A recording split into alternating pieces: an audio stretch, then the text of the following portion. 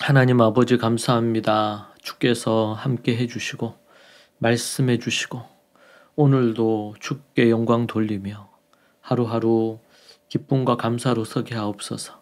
우리가 만나는 모든 일에 놀라거나 당황하지 않게 하시고 겸손히 서게 하옵소서. 예수님 이름으로 기도합니다. 아멘. 찬송가 461장입니다. 찬송가 461장 함께 찬양하겠습니다.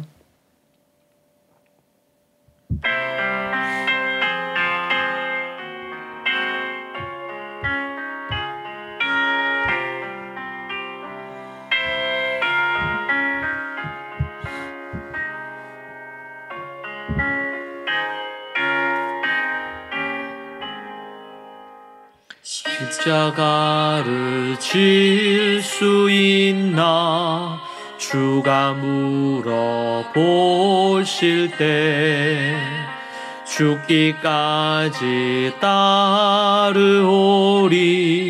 성도 대답하였다.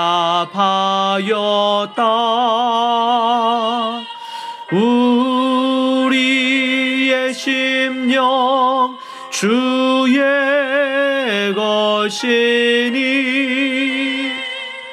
주님의 형상 만드소서. 주 인도 따라 살아갈 동안 사랑과 충성 늘 바치오리다.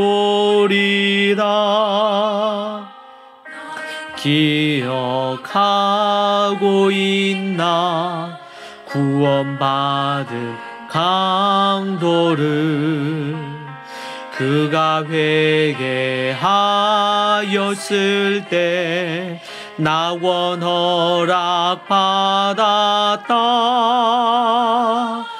우리의 심령 주의 것이니 주님의 형상 만드소서. 주 인도 따라 살아갈 동안 사랑과 충성 늘 바치오리다.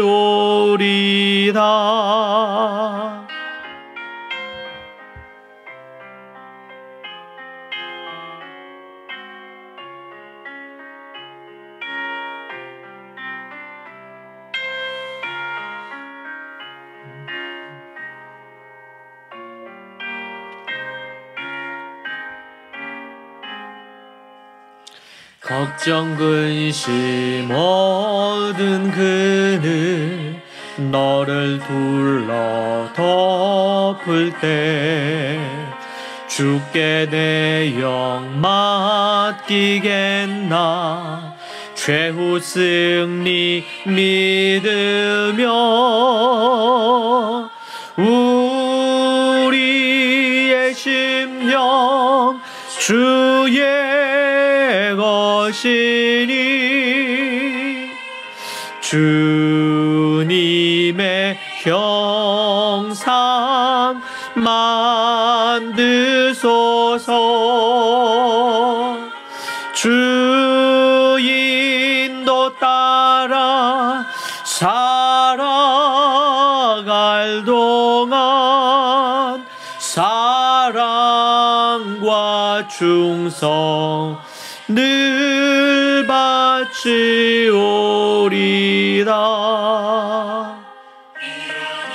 다 할 수 있나 주가 물어보실 때 용감한 자 바울처럼 선뜻 대답하리라. 우리의 심령 주의 것이니 주님의 형상 만드소서. 주 인도 따라 살아갈 동안 사랑과 충성 늘 바치오리다. 아멘.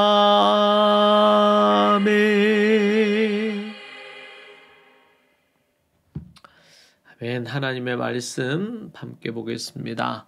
잠언 11장 24절에서 31절 말씀 보겠습니다. 잠언 11장 24절에서 31절 말씀 함께 보도록 하겠습니다. 흩어 구제하여도 더욱 부하게 되는 일이 있나니 과도히 아껴도 가난하게 될 뿐이니라. 구제를 좋아하는 자는 풍족하여질 것이요 남을 윤택하게 하는 자는 자기도 윤택하여지리라. 곡식을 내놓지 아니하는 자는 백성에게 저주를 받을 것이나 파는 자는 그의 머리에 복이 임하리라. 선을 간절히 구하는 자는 은총을 얻으려니와 악을 더듬어 찾는 자에게는 악이 임하리라. 자기의 재물을 의지하는 자는 패망하려니와 의인은 푸른 잎사귀 같아서 번성하리라. 자기 집을 해롭게 하는 자의 소득은 바람이라. 미련한 자는 마음이 지혜로운 자의 종이 되리라. 의인의 열매는 생명나무라. 지혜로운 자는 사람을 얻느니라. 보라, 의인이라도 이 세상에서 보응을 받겠거든 하물며 악인과 죄인이리요. 아멘. 24절의 이 말씀은 오늘날 매점매서 가거나 소위 말해서 사재기를 하는 것, 이와 같은 악한 행위를 하거나 인색하게 자기 것만 챙기는 그런 이들이 되지 말 것을, 그런 이들에 대한 경고입니다.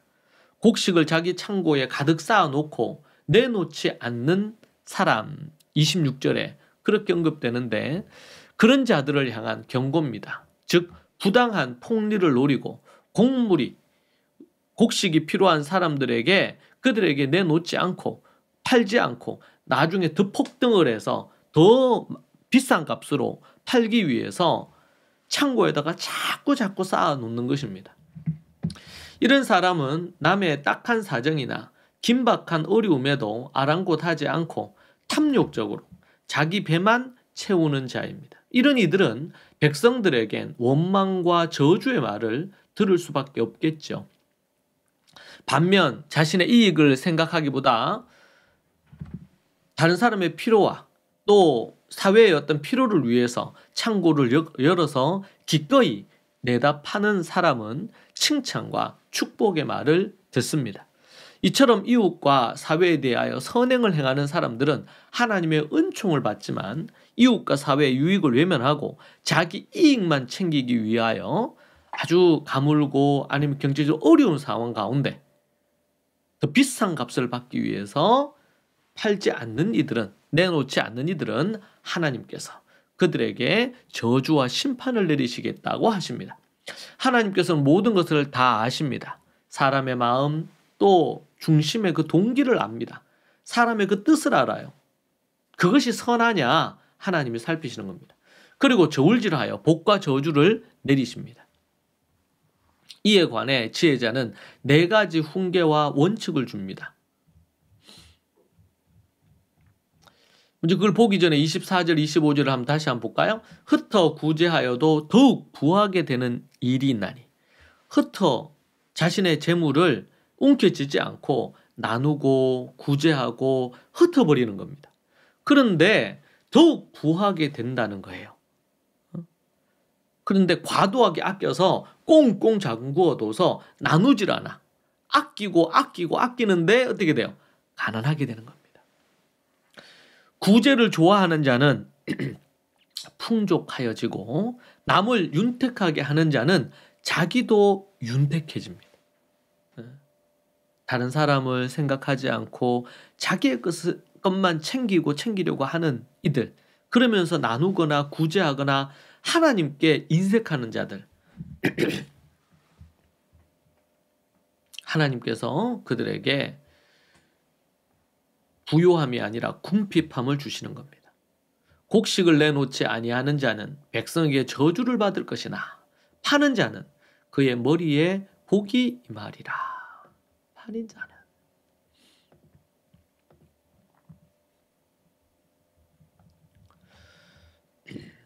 자, 이렇게 해서 지혜자는 4가지 이 물질과 관련해서 훈계와 원칙을 주는데, 첫 번째가 재물을 의지하는 악인은 마른 낙엽처럼 떨어지고 시들어 패망해 버린다는 겁니다. 말씀을 의지하는 자는 시냇가에 심은 푸르른 나무처럼 잎사귀가 번성한다. 28절에 그렇게 얘기를 하고 있습니다.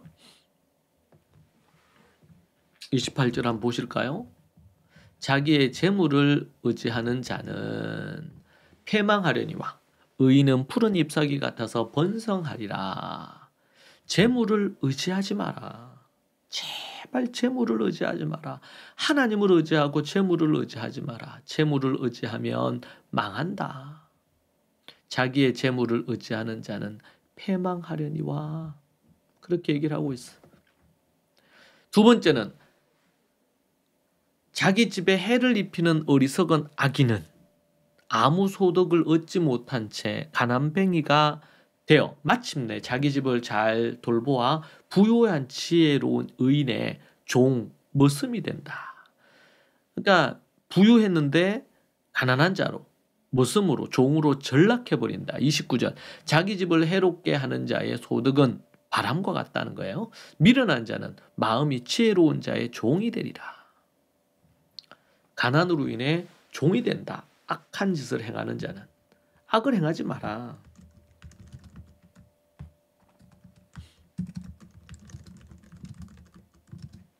세 번째는, 첫 번째는 재물을 의지하지 마라. 두 번째는 악을 행함으로 가난으로 종이 되지 마라. 세 번째는 선한 행실로 열매를 맺으라고 합니다. 선한 행실의 열매를 맺는 의로운 자는 그 열매가 자기에게 온갖 선한 것들을 가져다 주는 생명나무가 되고, 지혜로운 자는 그 지혜롭고 선한 행실로 인해 사람들의 마음을 얻어 존경을 받게 되고, 또한 그들에게 선한 영향력을 끼쳐 사람들을 구원으로 인도하는 자가 된다. 그렇게 말합니다. 30절 볼까요? 의인의 열매는 생명나무라. 지혜로운 자는 사람을 얻느니라. 선한 행실로 열매를 맺으라고, 그렇게 재물과 관련해서 우리에게 말해줍니다. 네 번째는 죄를 지어 처벌을 받지 말라고 합니다. 평소에 선행을 행하는 의인도 죄를 지으면 그가 잘못한 것으로 인해서 정당한 징벌을 받게 됩니다. 하물며 온갖 악행을 저지른 악인과 죄인들이야 오죽하겠느냐는 거예요. 선인도 착하게 선하게 살다가 악을 행하면 벌을 받는데 악한 이들은 더더욱 그러하겠죠. 그러니까 악한 짓을 하지 말고 선을 행함으로 처벌받는 일이 없게 하라. 성경에서 의인이 죄로 징벌을 받은 경우는 모세를 비방해서 나병에 걸린 미리암의 경우가 있었고, 불륜의 대가로 칼이 집을 떠나지 않았던 다윗의 경우도 있었습니다. 앞에 4가지는 우리가 명심하고 또 명심해서 이렇게 행함으로 집안이 망하지 않고 물질적인 부유함을 잃어버리지 않는 비결이 바로 이 4가지에 있습니다. 이 4가지를 우습게 여기는 순간 멸망은 도둑처럼 찾아와서 언제 왔는지 모른 채 우리의 집안을 다 털어가고 우리를 망하게 할 것입니다. 우리 모두 하나님이 주시는 이러한 지혜로 부유하고 윤택한 인생을 살기를 원합니다. 기도하겠습니다. 하나님 아버지, 감사합니다. 이 말씀을 우리가 잊지 아니하고 살게 하옵소서. 성령으로 충만하고 지혜로 충만하여 돈을, 물질을 추구하는 인생 되지 않고 하나님만 의지하며 이 4가지 지혜를 통하여 풍족하고 여유롭고 평안한 인생이 되게 하옵소서. 예수님 이름으로 기도합니다. 아멘. 이 시간 함께 오늘 이 말씀 붙들고 함께 기도하겠습니다. 우리가 하나님 앞에 복을 누리고 또 물질의 부유함을 누리는 비결에 대하여 보았습니다. 이대로 우리가 살아가는 인생, 또 이러한 것을 전하는 인생 되기를 소망하십시다. 함께 기도하겠습니다. 주여, 주여, 주여. 하나님 아버지 도와주시고 인도하여 주옵소서.